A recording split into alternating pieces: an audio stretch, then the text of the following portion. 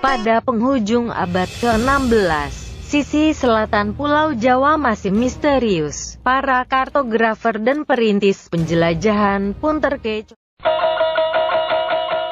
Peta semasa itu, Abraham Ortelius, kartografer dan geografer sohor asal Belgia, pernah menerbitkan selembar peta berjudul India Orientalis pada 1570. Peta itu menggambarkan wilayah Asia Tenggara berikut dengan peletakan pulau-pulaunya. Dia merupakan kartografer pertama yang berpendapat bahwa awalnya benua menjadi satu kemudian terpecah-pecah hingga menemui wujudnya seperti sekarang, lantaran minimnya informasi dari penjelajah. Ortelius menampilkan Pulau Jawa berbentuk bulat dengan sisi selatan yang cembung. Bahkan, dalam peta itu Jawa sekitar 2 kali lebih luas ketimbang Borneo. Sementara peta Asia Tenggara karya kartografer Willem Lodewijks yang terbit pada 1598 menampilkan Jawa yang tidak utuh lantaran sisi selatannya terpotong oleh pembatas bingkai bawah. Tampaknya Lodewijks dengan sengaja telah menyembunyikan kemisteriusan Jawa. Pertanyaan seperti apakah sisi selatan Jawa tampaknya telah menyeruak di peta-peta kuno. Para kartografer tak kuasa lantaran ketidaktersediaan informasi. Mereka merupakan kartografer yang menyimak kisah-kisah para petualang yang merintis penjelajahan ke dunia timur.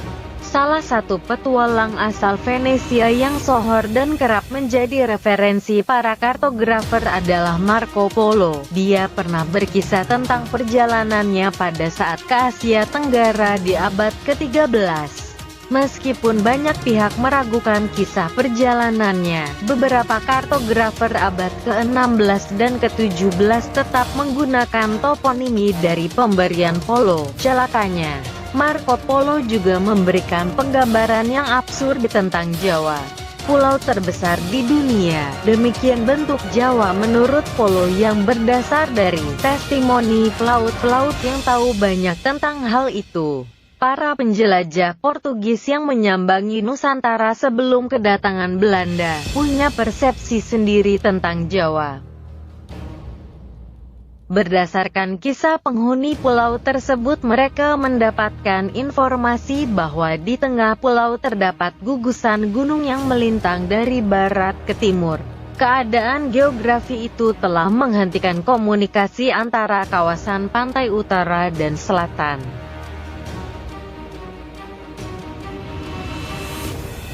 Pada awal abad 18, sebuah peta Belanda di waktu itu memperlihatkan bahwa hanya pelabuhan pantai utara Jawa saja yang dikenal Belanda. Akibatnya, pelaut Portugis mengurungkan niat untuk segera menjelajahi sisi selatan pesisir Jawa. Misteri rupa pesisir selatan Jawa terpecahkan pada 1580.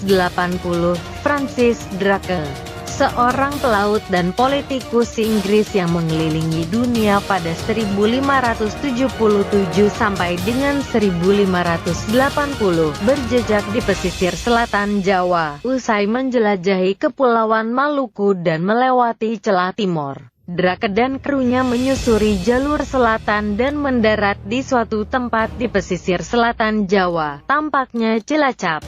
Peta Asia Tenggara Insula India Orientalis karya kartografer Jodocus Hondius terbit 1606.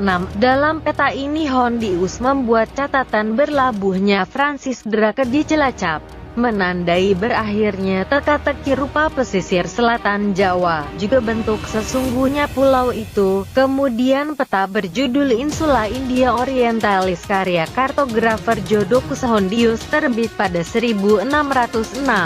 Dia menggambar pesisir selatan Jawa hanya dengan garis putus-putus, namun menyisakan garis tegas yang membentuk teluk untuk kawasan pelabuhannya. Hondius menorehkan catatan kecil di titik tersebut.